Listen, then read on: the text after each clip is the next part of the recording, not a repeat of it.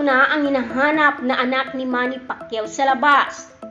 Si Eman Jr. Pacquiao, ang napabalitang anak ni Manny sa labas sa isang flight attendant na naanakan nito. Madaming nagulat sa balitang ito. Kung makikita sa mukha ni Eman, makikita sa mga mukha ni Eman ang dugong dumadaloy sa dugo ni Pacquiao dahil halos pinagbiyak na buko ito dahil nakuha ang pagkakaparehas ng dalawa.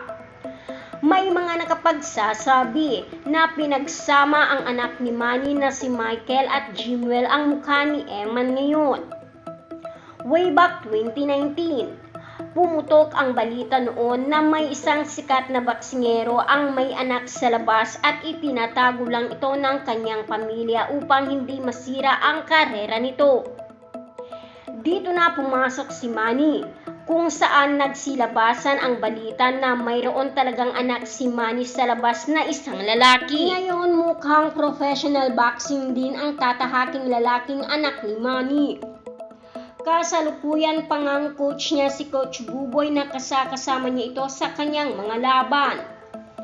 Puspusan din ang ensayo ng anak ni Manny dahil sa malaking chance na ito ay susunod sa yapak nito at magpapasiklab ng larangan ng boxing.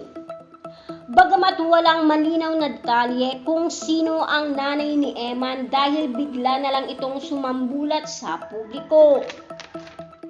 Dahil sa galaw nito kuhang-kuha sa ama.